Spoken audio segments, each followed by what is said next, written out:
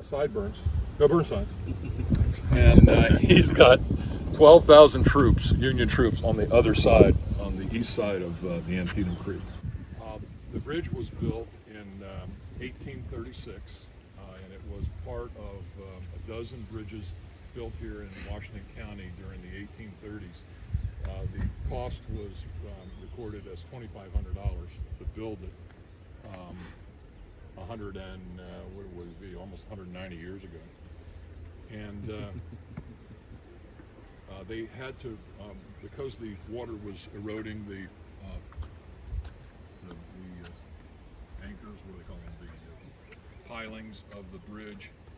They took every rock out of there, numbered it, and redid the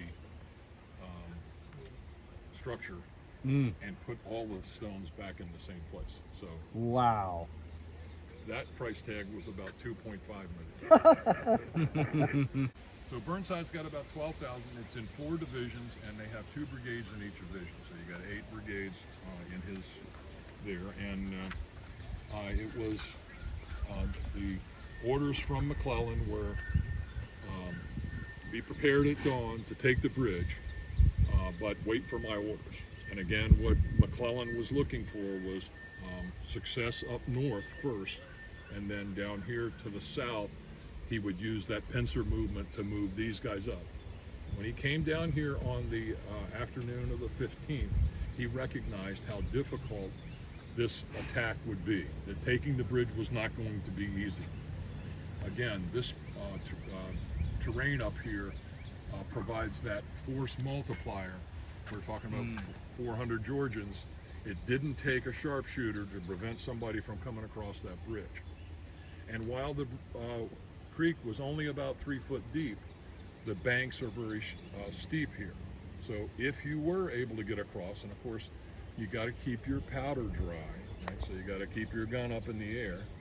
And I don't know if you've walked through 3 feet of water in a local pool, but you don't run through it. no, you don't. Especially if it's moving. And you would make a very easy target from this angle. But there's 12,000 of you that got to get hit. The fighting down here will, the Confederates will first have some skirmishers on the other side of the creek, but as the battle started to move forward, they would come back across the bridge and line up here, and they will stretch from basically from one end of this position to another, all the way around. Okay, so here's a map of where the bridge is.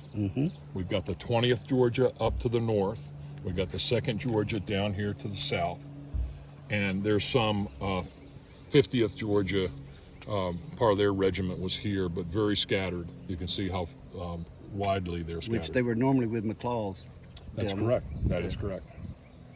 And this is Snavely Ford, where the crossing will actually take place.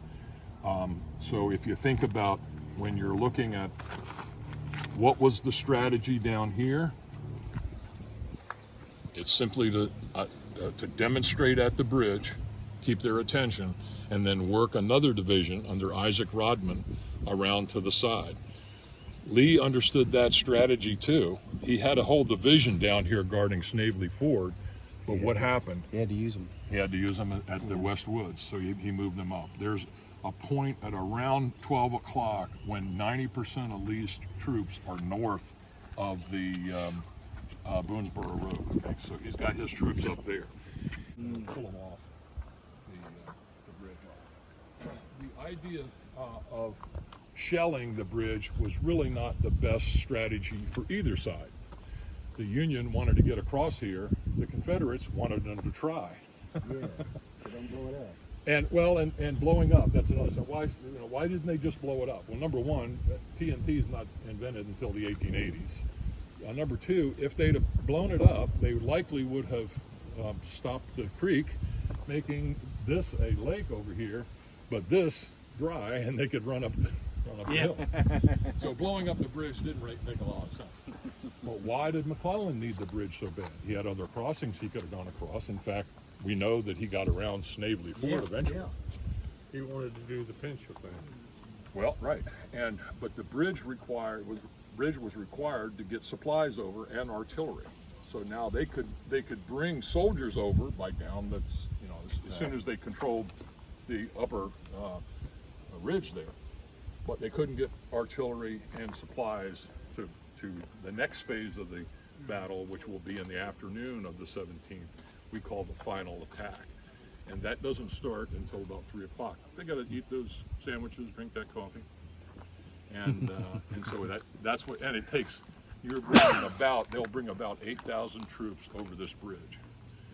That takes a long time. Yeah. to This march. bridge, yeah. Right. 12 foot wide, 125 foot long.